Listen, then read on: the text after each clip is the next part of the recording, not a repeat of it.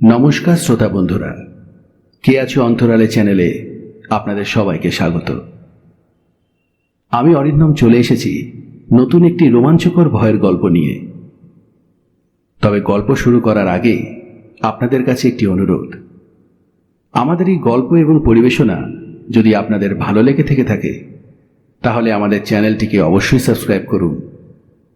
পাশাপাশি আমাদের এই ভিডিওটি লাইক করে আপনাদের বন্ধুদের সাথে শেয়ার করতে একেবারেই ভুলবেন না। আজ আমি প্রথমবার আমার এই চ্যানেলে আপনাদের জন্য তারাদাস বন্দ্যোপাধ্যায়ের লেখা তারানাথ তান্ত্রিকের গল্প নিয়ে হাজির হয়েছি। বিখ্যাত এই তারানাথ তান্ত্রিকের চরিত্রটি প্রথমে সৃষ্টি করেছিলেন বিভূতিভূষণ বন্দ্যোপাধ্যায়। পরবর্তীতে ওনার পুত্র তারাদাস বন্দ্যোপাধ্যায় ওনার দেখিয়ে দেওয়া পথ অনুসরণ করে এই চরিত্রটি এগিয়ে নিয়ে যান। আজ আমি এই তারাদাস বন্দ্যোপাধ্যায়ের লেখা তারানাথ তান্ত্রিক বইয়ের ভৌতিক ছোট গল্পের সংকলন থেকে আপনাদের শোনাতে চলেছি আজকের গল্প তারানাথ তান্ত্রিক ও বেতাল শক্তি।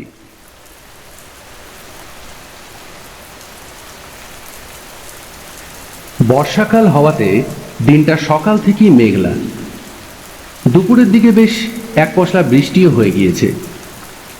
তারপর আর বৃষ্টি হয়নি যদিও, কিন্তু আকাশটা পুরো কালো মেঘে ছেয়ে রয়েছে, সাথে বেশ জোরে বাতাসও বইছে। এমন দিনে ঠিক কি করব বুঝতে পারছিলাম না। তাই ভাবলাম বন্ধুদের থেকে যে দু একখানা বিলিতি ম্যাগাজিন পড়ব বলে চেয়ে নিয়ে জমিয়ে রেখেছিলাম সেগুলি একটু পড়ি। কিন্তু সেগুলি এখন উল্টে পাল্টে দেখার পর মনে হচ্ছে এই বাদলা দিনের মেজাজের সঙ্গে ঠিক খাপ খাচ্ছে না যেন। কি করা যায় এখন?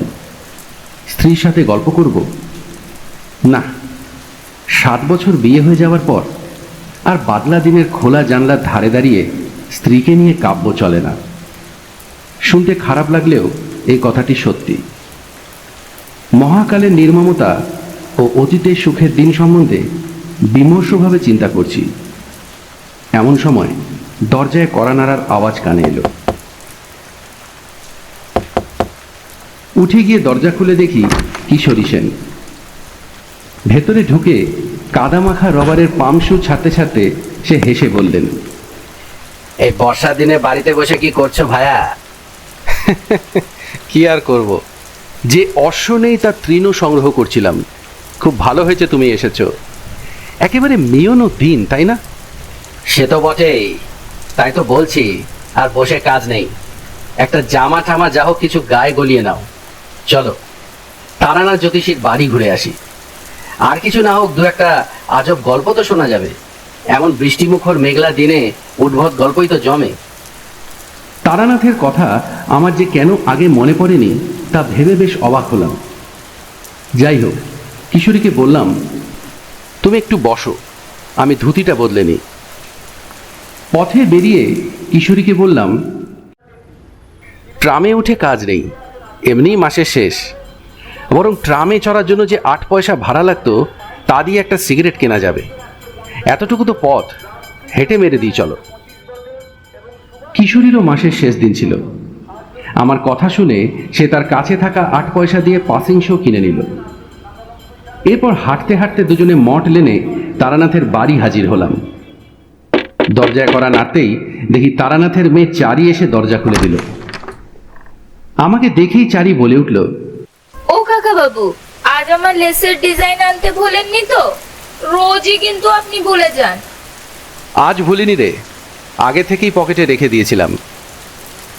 লেসের ডিজাইন বের করে হাতে দিতেই চারি হাসি মুখে বাড়ির ভেতরে যেতে যেতে বলল, আচ্ছা আচ্ছা বসুন, বাবাকে ডেকে দিচ্ছি আমি। খবর পেয়ে তারানাথ খুব খুশি হয়ে বেরিয়ে এলো। বহুদিনের মধ্যে তারও হয়তো এমন একনিষ্ঠ শ্রোতা ও ভক্ত জোটেনি। গল্পের লোক শ্রোতার মর্ম বোঝে।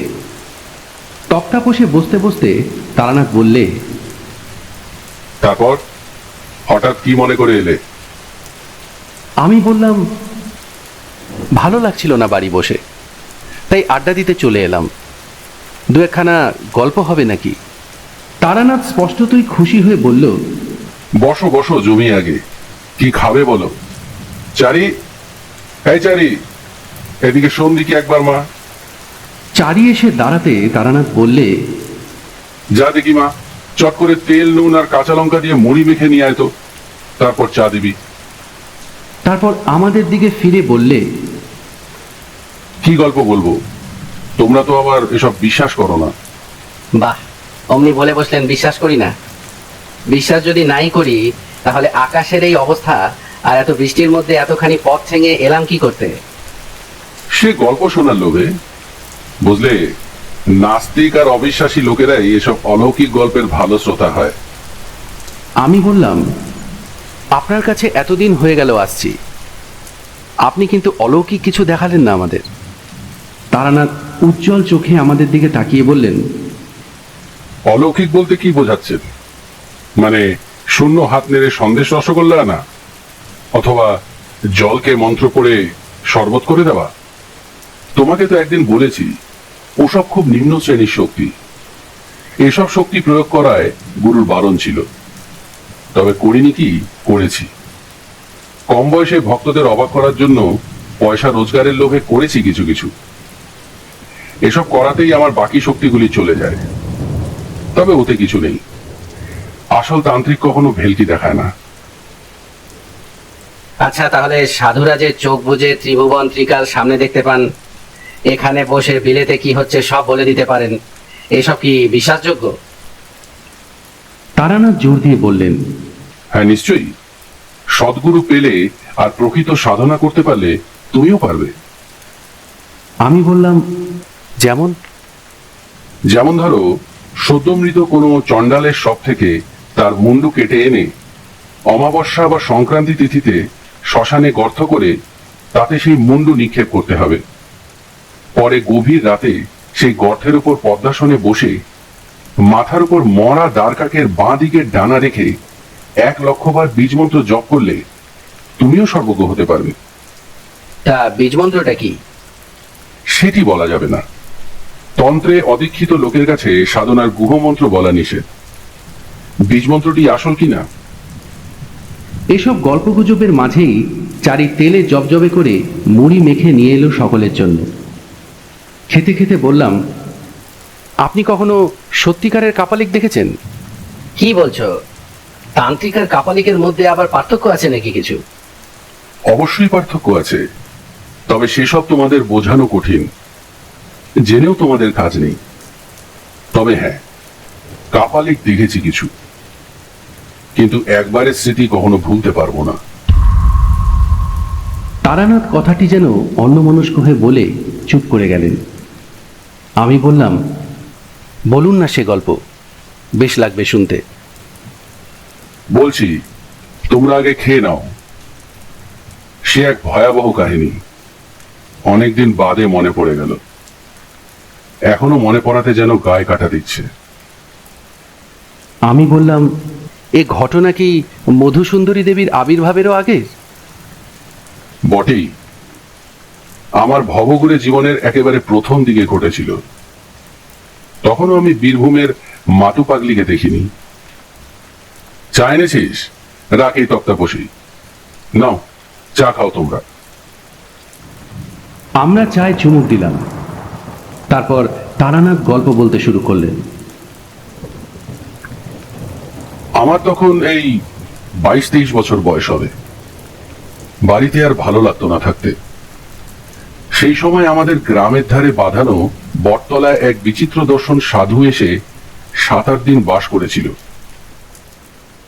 সামনে ধুনি জ্বালিয়ে চুপ করে বসে থাকতো। তার মাথার চুলগুলি জটার ভারে চূড়ার মতো উঁচু হয়ে থাকতো, আর তার চোখ দুটিতে ছিল বেশ শান্তি। গ্রামের অনেকেই তার কাছে গিয়ে দুধ, ফলমূল এসব দিয়ে আসতো। বউ ঝিরা অনেক সময় বায়নাও করত মাদুলি তাবিজের জন্য। সাধু কিন্তু কখনো ভরং দেখাননি, এমনকি অলৌকিক শক্তি দেখিয়ে জোগাড়ের চেষ্টা পর্যন্ত করেননি।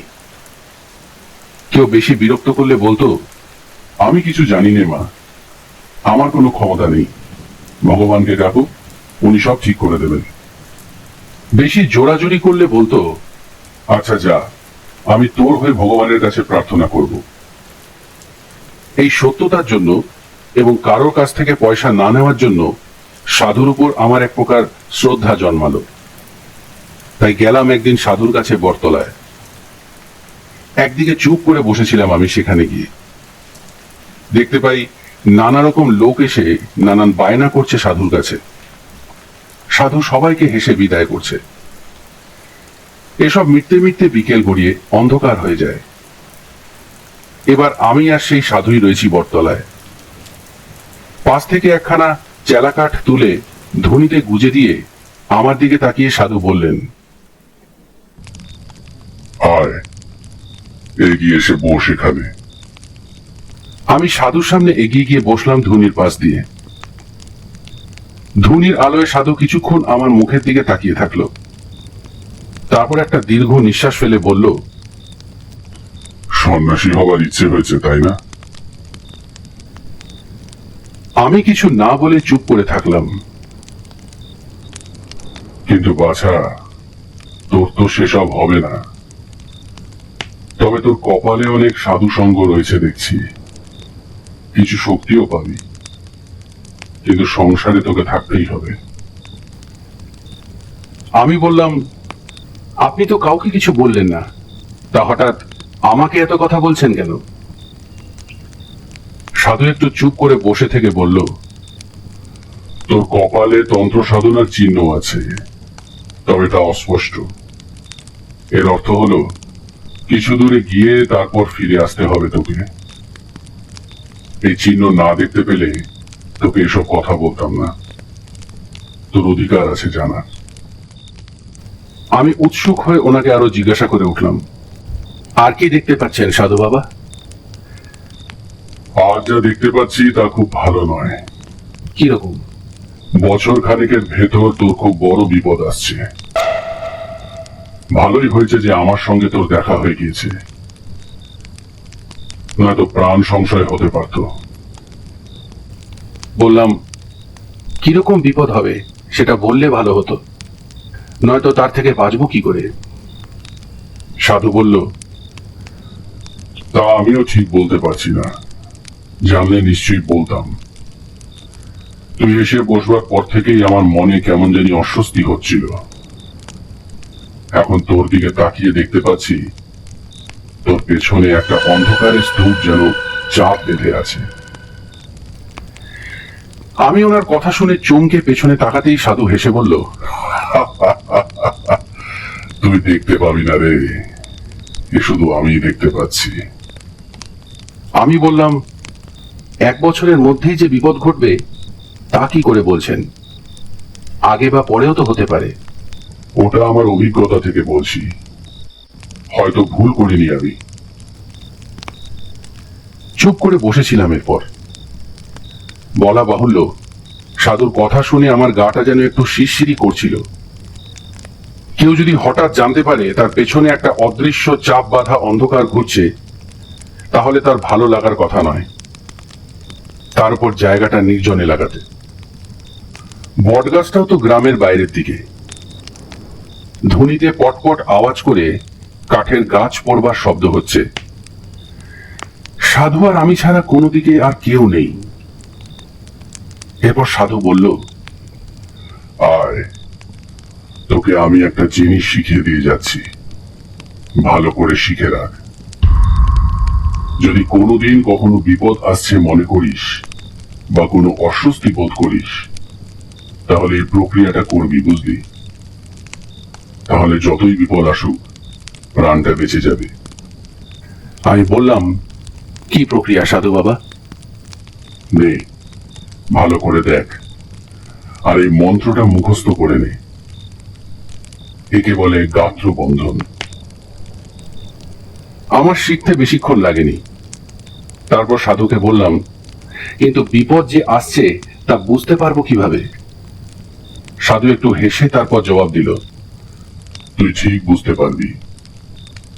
তোর কপালে তন্ত্র সাধনার চিহ্ন আছে বললাম না? সময় হলে আমার মতো তোর মনের মধ্যেও ঠিক বিপদের ঘন্টা বেজে উঠবে, ঠিক যেভাবে আমি আজ তোর বিপদ বুঝতে পারলাম। আমি বললাম, কিন্তু আমি তো কিছুই বুঝতে পারিনি। আজ থেকে তোকে আমি কিছুটা শক্তি দিলাম, যার জন্য ভালো মন্দ যাই আসুক তুই আগে থেকেই আন্দাজ করতে পারবি। আমি ওনাকে হাত জোড় করে বলেছিলাম, আমাকে আপনার শিষ্য করে নিন, আমি দীক্ষা নিতে চাই আপনার কাছে। সাধু ভ্রু কুচকে বলল, ওসব হবে না, আমি কাউকে শিষ্য করি না, আবদার করিস না, যা কেটে পড় এখান থেকে। আবার কবে আপনার দেখা পাবো? এমনিতে দেখা পাবি না, তবে সত্যি যদি কোনোদিন তোর প্রাণ সংশয় ঘটে তাহলে তোকে সাবধান করে দেব। এরপর আমি বাড়ি ফিরে এলাম। তারপরই শুনতে পাই সেই সাধু আস্তানা ভেঙে কোথায় জানি চলে গিয়েছেন। পরদিন বিকেলে বটতলায় গিয়ে দেখি সত্যি সাধু নেই। সেখানে শুধু নিভে যাওয়া ধুনির ছাই আর কতগুলি আধপোড়া কাঠ পড়েছিল। যাই হোক, এভাবেই মাসখানেক কাটলো। কিছুই যেন আর ভালো লাগছিল না। কেবলই মনে হতো বাড়ির বাইরে বের হয়ে যাই। পথ যেন খালি টানতো আমাকে। কেমন জানি একটা ভবঘুরেমি পেয়ে বসেছিল আমাকে। বেশ কিছুদিন এভাবে কাটানোর পর একদিন সত্যি সত্যি কয়েকটি জামা কাপড় আর 10টা টাকা নিয়ে বেরিয়ে পড়ি আমি। আমি জানতাম বাড়ির লোক খোঁজাখুঁজি করবে আমাকে, আর সন্ধান পেলেই ধরে নিয়ে যাবে বাড়িতে। সেই জন্য সারাদিনই প্রায় হাঁটতাম।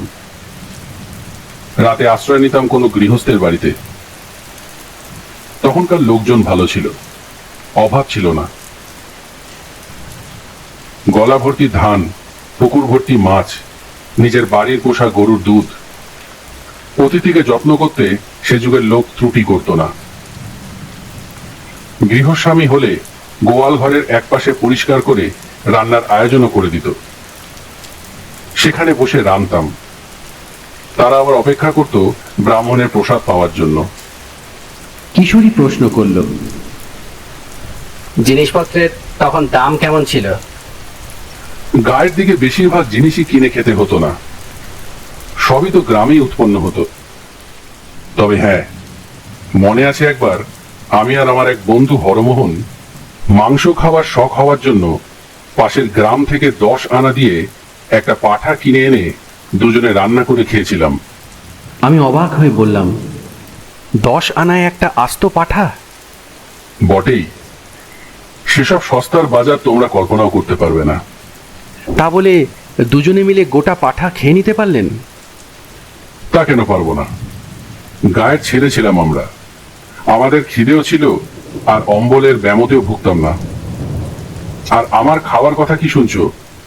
আমার বাবার খাইয়ে হিসেবে সেই সময় 10টা গায়ের মধ্যে নাম ডাকছিল। সে গল্প না হয় পরে একদিন বলবো। হ্যাঁ হ্যাঁ, যে গল্প হচ্ছিল সেটা হোক এখন। এরপর তারানাথ আবার বলতে শুরু করলো, এভাবে কিছুদিন ঘুরে বেরিয়ে বিরক্তি ধরে গিয়েছিল।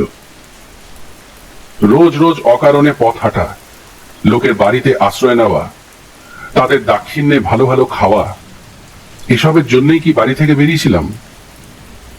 বাড়িতে কি আমার ভাতের অভাব ছিল?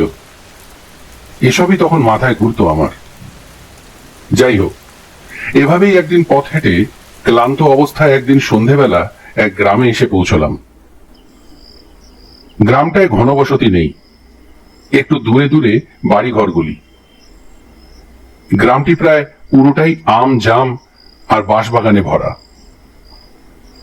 একটা বড় আমবাগানের পাশে কাদের যেন বেশ সুন্দর বাড়ি দেখে ঠিক করলাম সেখানেই আশ্রয় নেব। তবে সুন্দর বলতে পাকা বাড়ি নয়, পোড়ো চালের বড় বড় 8-10 খানা ঘর রয়েছে, মাঝখানে উঠোনকে ঘিরে। বিরাট উঠানে ধানের গোলা, একপাশে গোয়ালে কতগুলি গরু বসে জাবর কাটছে। এরপর আমি উঠোনে পা দেওয়ার সঙ্গে সঙ্গেই বাড়ির ভেতরে শাকে ফু পড়ল। সব মিলিয়ে সম্পূর্ণ গৃহস্থের লক্ষণ ফুটে বেরোচ্ছে। উঠোনে দাঁড়িয়ে এদিক ওদিক তাকাচ্ছি। একজন কালো মতো মধ্যবয়স্ক লোক এগিয়ে এসে বলল, কে চাই? আগে আমি বিদেশি লোক, রাত্রিটা একটু থাকার সুবিধা হবে কি? আপনি? ব্রাহ্মণ। লোকটা আসুন আসুন করে ব্যস্ত হয়ে আমায় নিয়ে গিয়ে দাওয়ায় বসালো, পা ধোয়ার জল দিল। লোকটির নাম ছিল মাধব ঘোষ। সেই ছিল বাড়ির মালিক। চাষবাস আছে প্রায় 50 বিঘের। মাধব লোকটি বেশ ভালো ছিল। বড় যত্নে সে তার ভিটেতে আমায় ঠাঁই দিয়েছিল। ওর এমন আতিথেয়তা দেখে আমি বলি, আমাদের বাংলাদেশের আতিথেয়তা বড় সুন্দর, তাই না? এই যে তুমি আমায় এত যত্ন করছো, এতে তোমার লাভ কি? জিভ কেটে মাধব বলল, আগে অমন কথা বলবেন না। ব্রাহ্মণ দেবতার হাড়িতে 2টি চাল দিতে পারছি, এ তো আমার সৌভাগ্য। তবে কি জানেন, সব অতিথি তো আবার সমান হয় না। এই তো দিন 7 আগে আমাদের বাড়িতে সে এক কাণ্ড ঘটে যায়। কেন, কি হয়েছিল? চুরি চুরি নাকি? তাহলে তো বরং ভালো ছিল। শুনুন না কাণ্ড। এই গেল সোমবার বিকেলের দিকে এক লাল কাপড় পরা সন্ন্যাসী এসে বলে আমার এখানে থাকবে। আমার সাদা মনে কাদা নেই। বললাম থাকুন। গোয়াল ঘরে রান্নার ব্যবস্থা করে দিলাম ওনার। দিব্যি চেহারা ছিল তার, ফর্সা রং, গায়ে মোটা পৈতের গোছা, দেখে বোঝার উপায় নেই। যাই হোক, সেই রাতে কিছু হয়নি। পরের দিন সকালে সন্ন্যাসী যাওয়ার সময় আমাকে বলল, কাল যে মেয়েটির রান্নার জিনিসপত্র এগিয়ে দিচ্ছিল, সে তোমার কি হয়? আমি বললাম আমার মেয়ে হয়। কেন বলুন তো? তারপর আপনাকে কি বলবো।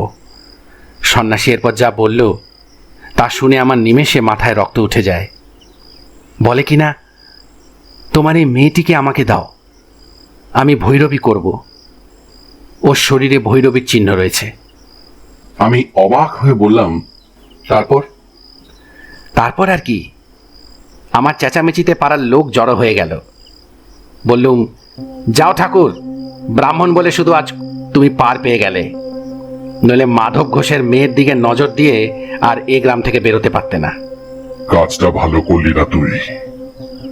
তোর মেয়ে উদ্ধার হয়ে যেত।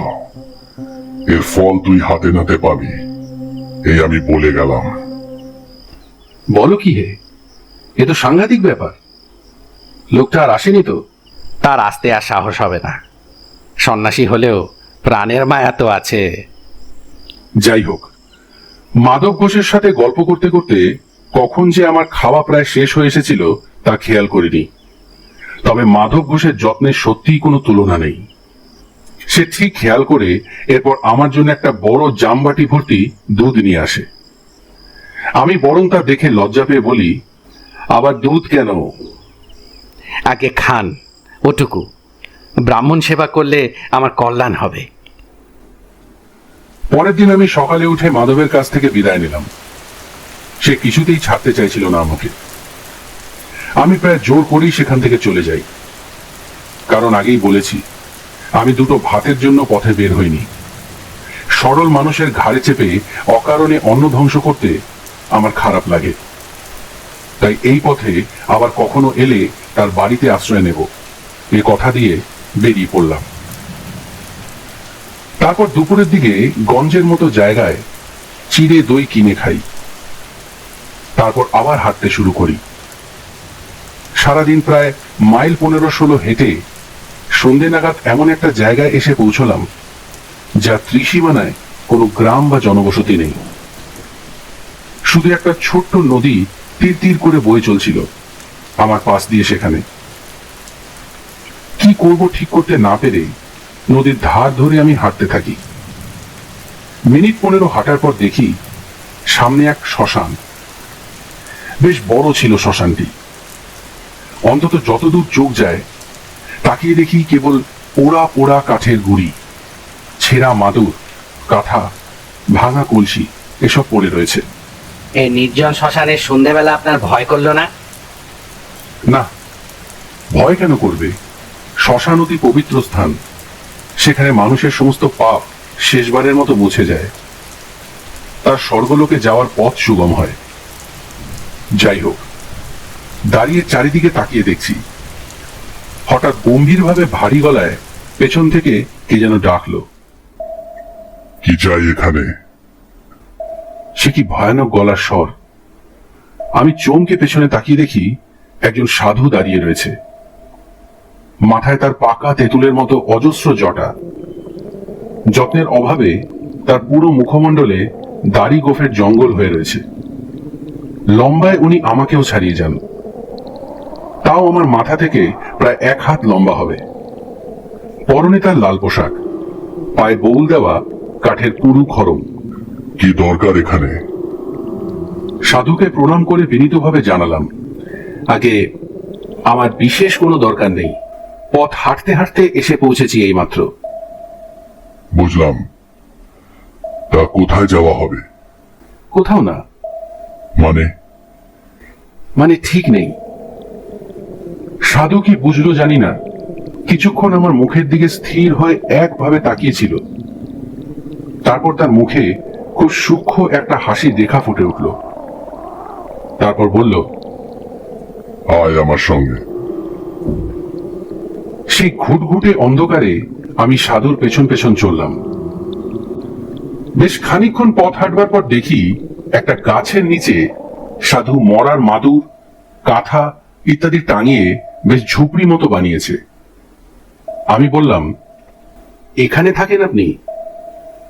কেন, অসুবিধাটা কি? সাধুর কথাবার্তা কেমন জানি একটু। আমি বললাম, না, অসুবিধে কেন হবে, ওই বলছিলাম আর কি। সাধু আমাকে ঝুপড়ির বাইরে বসতে বলে নিজে ভেতরে ঢুকলো। বেরিয়ে এলো দুটো পাকা কলা হাতে নিয়ে। এই নাও, খাও। আমিও কোনো কথা না বাড়িয়ে তার হাত থেকে কলা দুটি নিয়ে নিলাম। হঠাৎই উনি বললেন, কি উদ্দেশ্যে বেরোনো হয়েছে বাড়ি থেকে? সাধু হবার ইচ্ছে আছে নাকি? আমি কোনো উত্তর না দিয়ে কলা হাতে চুপ করে বসে রইলাম। তুই আমার কাছে থেকে যা, আমি তোকে চেলা করে নেব। থাকবি?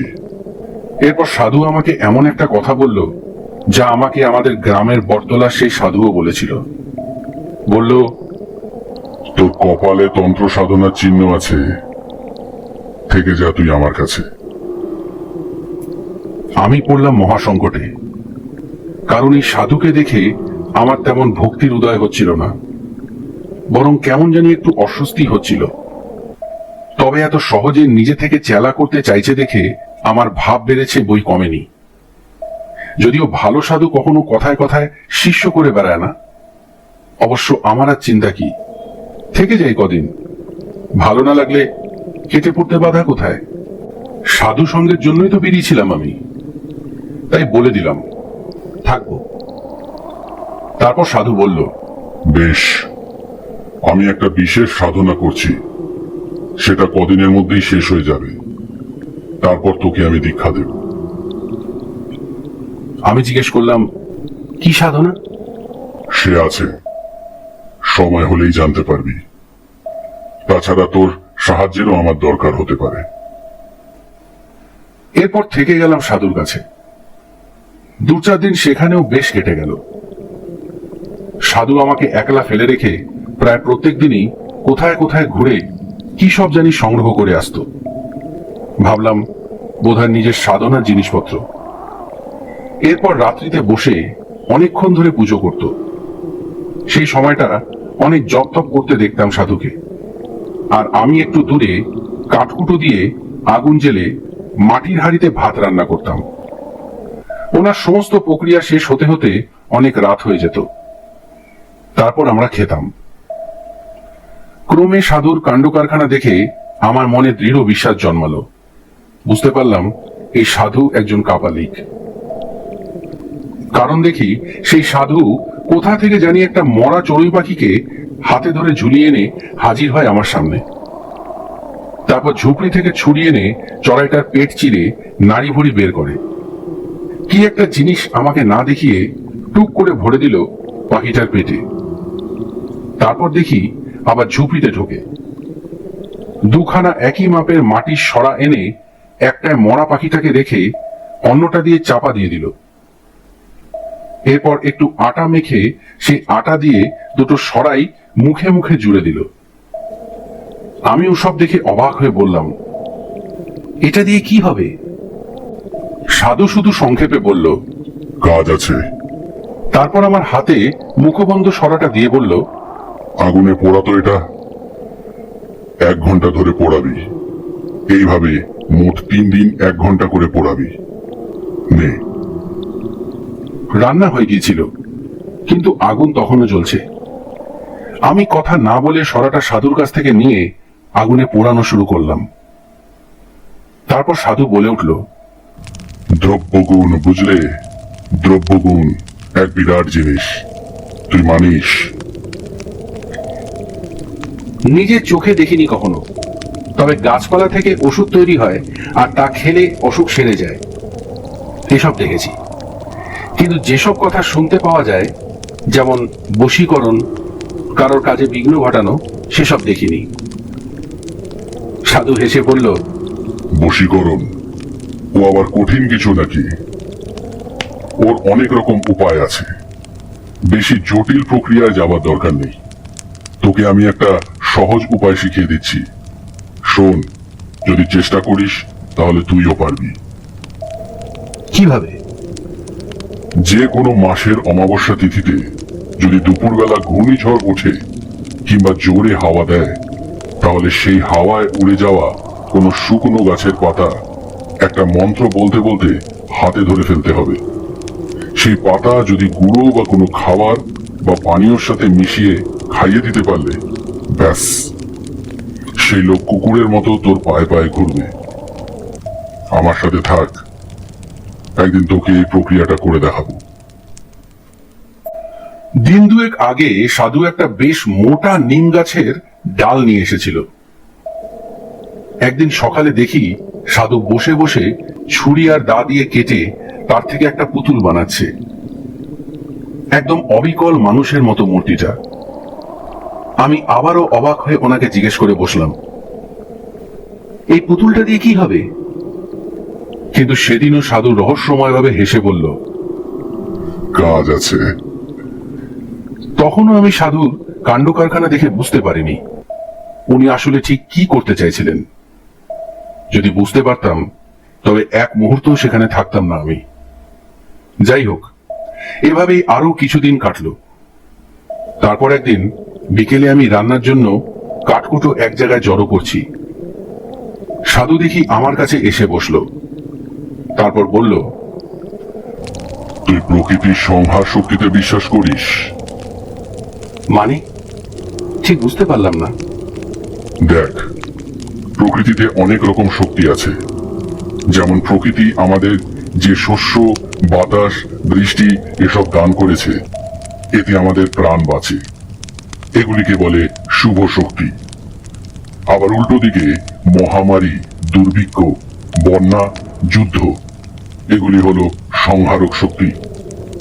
এছাড়াও নানা ধরনের অদৃশ্য আর অদ্ভুত মারক শক্তিও আছে, যাদের সাধনার দ্বারা জাগ্রত করা যায়।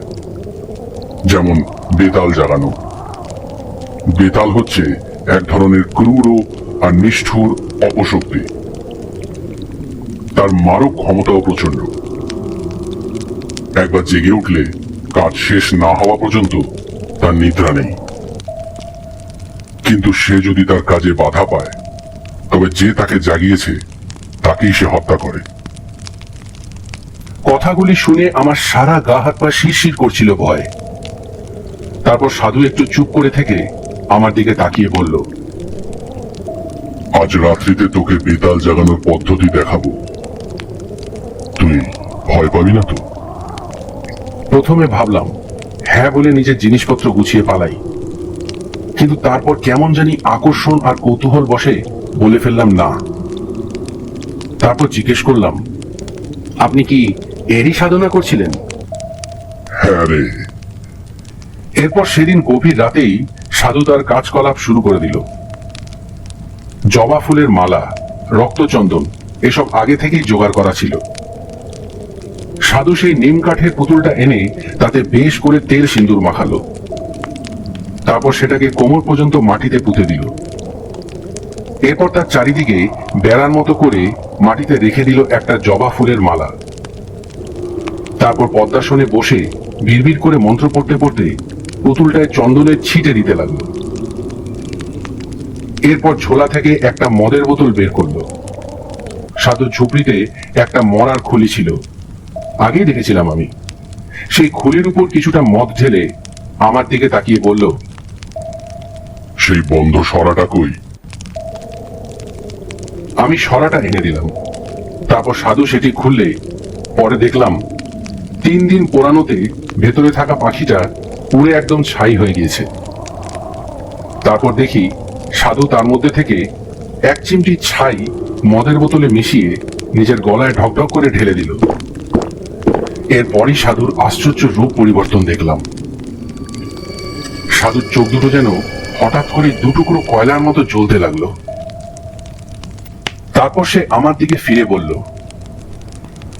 শুকনো কাঠ দিয়ে একটা ধুনি জ্বালা। তার কথা মতো ধুনি জ্বালালাম। ধুনি জ্বলে উঠতেই সাধুর রক্তচন্দন দিয়ে ধুনি পুজো করল। তারপর তামার কোষাকুষিতে গাওয়া ঘি, একটা জবা ফুল, আরো কি সব যেন মিশিয়ে মন্ত্র পড়ে আগুনে আহুতি দিল। সাথে সাথেই একটা বিকট পোড়া গন্ধে চারিদিকে ভরে গেল, আর সাধু বিকৃত গলায় হেসে উঠল। আমার মনে হলো সে ধোঁয়া আর অন্ধকারের ভেতর ধুনির মধ্যে থেকে একটা যেন জমাট অন্ধকার দিয়ে তৈরি মূর্তি উঠে বাতাসে ভর করে ভেসে কোথায় জানি মিলিয়ে গেল। আমি অবাক হয়ে সেই দিকেই চেয়ে রইলাম। মূর্তির চেহারাটা খুব অস্পষ্ট ছিল, তবে যেটুকু দেখেছিলাম তাতে আমার বুকের ভেতরটা ঠান্ডা হয়ে গিয়েছিল। আমাকে অবাক হয়ে তাকিয়ে থাকতে দেখে সাধু বলল, দেখলি ওই বেতাল? কোথায় গেল? এদিকে সরে এসে বস। আমি আসল কথাটা এতদিন তোকে বলিনি, আজ বলছি। আজ থেকে বেশ কয়েকদিন আগে এখান থেকে মাইল কুড়ি দূরে এক গ্রামে আমি মাধব ঘোষ বলে একটা লোকের বাড়ির রাতে আতিথ্য গ্রহণ করেছিলাম। আমার মাথায় বিদ্যুৎ খেলে গেল। মাধব ঘোষ? তাহলে ওই সাধুই সেদিন মাধব ঘোষের বাড়িতে ঝামেলা করেছিল? বটে, সাধু বলে চলেছে। সেই মাধব ঘোষের মেয়েটির দেহে প্রকৃত সাধন সঙ্গিনী হওয়ার সমস্ত লক্ষণ বর্তমান ছিল। আমার বর্তমানে কোনো সাধন সঙ্গিনী নেই, তাই সাধনার জন্য মাধব ঘোষের কাছে মেয়েটিকে চেয়েছিলাম, কিন্তু সে দিল তো না। তার উপর আমাকে অকথ্য অপমান করে তাড়িয়ে দিয়েছিল। অপমানটা আমার বুকে কাটার মতো বিঁধে যায়। আবার বেরিয়ে আসবার সময় সে আমার ঘাড়ে হাত দিয়ে একটা ধাক্কাও দিয়েছিল। তখনই আমি সিদ্ধান্ত নিয়েছিলাম যে এর শাস্তি আমি ওকে দেবই। ভয় পেয়ে আমি বললাম, কি করবেন আপনি এখন? করব কি রে, করেছি। ওই যে বেতাল জাগিয়ে তুললাম, এ তো মাধব ঘোষকে শাস্তি দেওয়ার জন্যই। এবার বুঝবে সে কাকে অপমান করেছে। কিন্তু কি হবে মাধব ঘোষের? আজ তার কোনো ক্ষতি হবে না, শুধু কিছু একটা করে বেতাল তার বাড়িতে প্রবেশ করবে আজ। এক পক্ষ ধরে আমি বেতাল মন্ত্র জপ করে আজ আহুতি দিয়েছি। কাল অমাবস্যাতে পূর্ণাহুতি দেব হোম করে। আর ওই যে নিম কাঠের পুতুলটা দেখছিস, কাল থেকে ওতে মাধব ঘোষের প্রাণ প্রতিষ্ঠা করে বেতালকে চিনিয়ে দেব। তারপর বেতাল আবার কাল মাধবের বাড়ি যাবে, আর পরশুদিন ওর মৃতদেহ পড়ে থাকবে উঠানে বা আমবাগানে। বিভৎস আর ভয়ঙ্কর অপমৃত্যু। কেউ বুঝতেই পারবে না কোথা থেকে কি হয়ে গেল। আমি এরূপ কথাবার্তা শুনে সাধুকে আর সহ্য করতে পারলাম না। প্রতিবাদ করে বলে উঠলাম, এ ঠিক নয়, আপনি কিন্তু অন্যায় করছেন। সাধুর চোখ আবার ধক করে চলে উঠল। পৈশাচিক ক্রোধে মুখ বিকৃত করে সে আমাকে বলল, কি বলতে চাস তুই? আমি অন্যায় করছি? হ্যাঁ, নিশ্চয়ই অন্যায় করছেন। আপনি এই কুকর্মে লিপ্ত আছেন জানলে আমি একদিনও থাকতাম না এখানে। প্রতিহিংসা সাধনের জন্য নরহত্যা মহা অধর্ম। মূর্খ! কাপালিকের পক্ষে প্রতিহিংসা সাধন অধর্ম নয়। থামুন, আপনার মতো নরকের কীটের কাছে আর নয়। আমি চললাম, থাকুন আপনি। আপনার কুৎসিত সাধনা নিয়ে। হনহন করে হেঁটে সেই রাতেই আমি সেই শ্মশান ত্যাগ করি।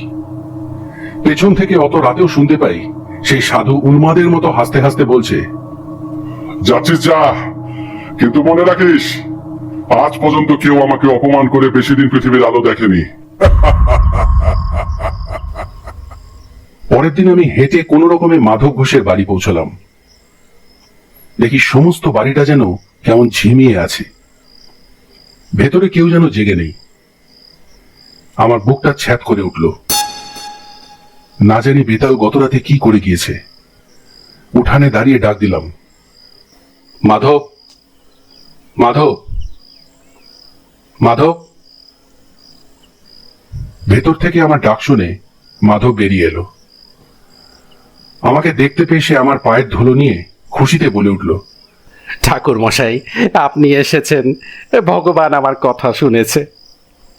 দেখলাম মাধবের চোখ বসে গিয়েছে, মুখ শুকনো। আমি বললাম, কি হয়েছে? কোনো বিপদ আপদ হয়নি তো? আর বলবেন না, গত রাতে আমার দুখানা গরু মরে গিয়েছে ঠাকুর মশাই। সে কি, কিভাবে হলো এসব? কি করে বলি ঠাকুর মশাই, আশ্চর্যভাবে গতকাল গভীর রাতে হঠাৎ করে গোয়ালে কেমন একটা শব্দ শুনলাম। মনে হলো গরুগুলো যেন ভয় পেয়ে ছটফট করছে। বাইরে গিয়ে দেখি আমার গরু দুটি মাটিতে শুয়ে ছটফট করছে। আমি তাড়াতাড়ি লোক পাঠালাম পাশের গায়ে গোবর্দির জন্য, কিন্তু সে এসেও কিছু করতে পারল না। তারপর আজ সকালে মারা গেল গরু দুটো আমার। তার উপর আজ সকাল থেকে আবার আমার মেয়েটারও গা জ্বরে পুড়ে যাচ্ছে। এসব তো ভালো লক্ষণ নয় ঠাকুর মশাই। দেখলাম মাধব কথাগুলি বলতে বলতে চোখের জল ফেলছে ক্রমাগত। তারপর সে বলল, আপনি আসাতে ভালোই হয়েছে ঠাকুর মশাই। ব্রাহ্মণ মানুষ ভিটেতে বাস করলে আমার ভয় কেটে যাবে। সবই বুঝতে পারছিলাম, কিন্তু মাধবকে কিভাবে সাহায্য করব সেটা বুঝতে পারছিলাম না। তাই ঠিক করলাম, আমার থাকাতে মাধব যদি শান্তি পায় তাহলে তাই হোক। যাই হোক, একটু পরেই এক অদ্ভুত ঘটনা ঘটল। তখন বিকেল গড়িয়ে সন্ধে হয়ে গেছে। মাধব বেশ করে ফলাহারে আয়োজন করে দিয়েছিল।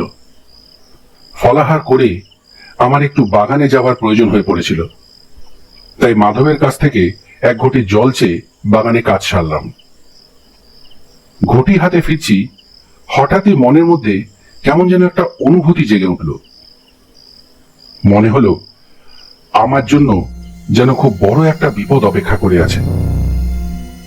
ভয়ের একটা বিচিত্র অনুভূতি বুকের মধ্যে ঠেলে উঠল। সেই অন্ধকার নির্জন আমবাগানে দাঁড়িয়ে হঠাৎই আমার বুকের ভেতরটা হিম হয়ে গেল। তাড়াতাড়ি ফেরার জন্য এগিয়ে যেতেই মনে হলো কয়েক হাত দূরে আম গাছের গুড়ির পাশে কে যেন চুপ করে দাঁড়িয়ে আছে। আর একটু হলে বোধহয় ভয় পেয়ে চিৎকার করে উঠতাম, কিন্তু ততক্ষণে যে দাঁড়িয়ে আছে তাকে আমি চিনতে পেরে গিয়েছিলাম। কে ছিলেন উনি? আমাদের গায়ে বটতলা সেই সৌম্যমূর্তি সাধু, যিনি বলেছিলেন আমার বিপদ ঘনিয়ে এলেই তিনি আমাকে দেখা দেবেন। তাহলে কি সত্যিই আজ আমার সেই বিপদের দিন এসে গিয়েছে? এসবই ভাবছিলাম। যাই হোক, দূর থেকেই আমি ওনাকে প্রণাম করলাম। উনি এসে হাত তুলে আশীর্বাদ করলেন। তারপর হঠাৎ দেখি সাধু নেই কোথাও। আমি ঘটি হাতে অন্ধকারের মধ্যে দাঁড়িয়ে রয়েছি একা। ফিরে এসে মাধব ঘোষকে ডাকলাম। বললাম, দেখো, আজ তোমার আমার দুজনেরই খুব বিপদ। কি বিপদ তা আমি তোমাকে বলতে পারবো না, আর তোমার জেনেও কাজ নেই। মোট কথা, আজ তুমি বা তোমার বাড়ির কেউ এই বাড়ির ত্রিসীমানার বাইরে পা দেবে না। চুপ করে বসে বাড়িতে ভগবানের নাম জপ করবে, আর আমাকে এখনই এক ঘটি জল এনে দাও। আমার কথা শুনে মাধবের মুখ আরো শুকিয়ে ছোট হয়ে গেল। দৌড়ে গিয়ে সে এক ঘটি জল নিয়ে এলো। আমি সেই সাধুর দেওয়া গাত্রবন্ধনের মন্ত্র দিয়ে জলটা শোধন করে বাড়ির চারিদিকে ঘুরে ছিটিয়ে গণ্ডি কেটে দিলাম। আমি বুঝতে পারছিলাম বিপদ শুধু আমার আর মাধবের। কাপালিক আমাকেও ছাড়বে না। আজ অমাবস্যা, আজই সে আমাদের দুজনকে বেতাল পাঠিয়ে শেষ করবে। অন্যরা হয়তো নিরাপদে থাকবে, তবু কথায় আছে না, সাবধানের মান নেই। তাই জন্য পুরো বাড়ির চারিদিকেই গণ্ডি দিয়ে দিলাম। এরপর রাতে খাওয়ার পর্ব শেষ হলে আমি মাধবকে ডেকে বললাম, বাড়ির সকলকে শুয়ে পড়তে বলো, আর আজ তুমি আমি এক ঘরে থাকবো। ঠিক আছে ঠাকুর মশাই। বেশ, এবার এসো আমার সাথে। ঘরে গিয়ে আমি মাধবকে বললাম, ওই ঘটি থেকে খানিকটা জল ঢালো মাটিতে, এই খাটের পায়ার কাছে।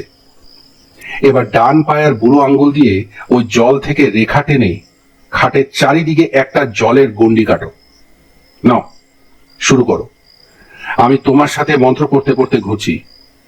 তুমি গৃহস্বামী, তাই তোমাকেই এই কাজ করতে হবে, না হলে আমি করে দিতাম। সেই গণ্ডির ভেতরে খাটে উঠে আমরা দুজনে বসে রইলাম। সে কি ভয়ঙ্কর রাত! আমার বুকের ভেতরে বিপদের ঘন্টা বেজেই চলেছে ক্রমাগত, আর মাধব আমার পাশে চুপ করে বসে রয়েছে।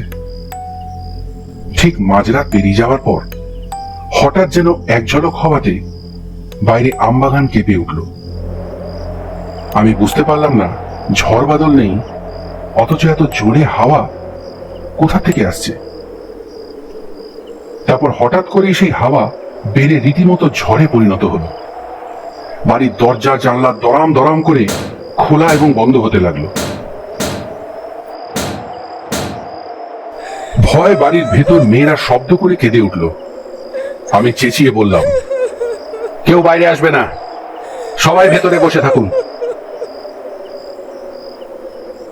এত ঝড়ের মধ্যে শুনতে পাই কে যেন এক বিভৎস রকম বিকৃত জান্তব গলায় হুঙ্কার করছে অমানসিক ভাবে। কে যেন ঝড়ের ছদ্মবেশে প্রাণপণ চেষ্টা করছে বাড়িতে ঢোকার, কিন্তু বারবার অদৃশ্য কিছু তাকে বাধা দিচ্ছে।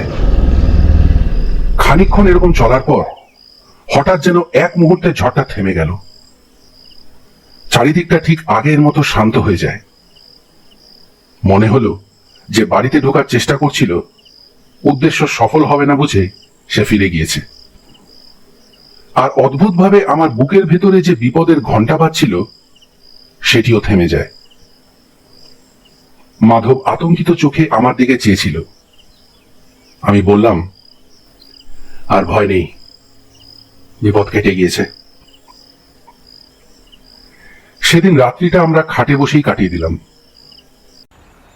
পরের দিন সকালেই খবর পেলাম যে মাধবের মেয়ের জ্বর নেমে গিয়েছে। সব ঠিকঠাক দেখে আমি সকালেই বিদায় নিতে চেয়েছিলাম, কিন্তু মাধব কিছুতেই ছাড়ল না। খালি বলতে থাকলো, আপনার দয়াতেই রক্ষা পেলাম, জানি আপনাকে আটকাতে পারবো না, কিন্তু তাও এই বেলাটা থেকে যান।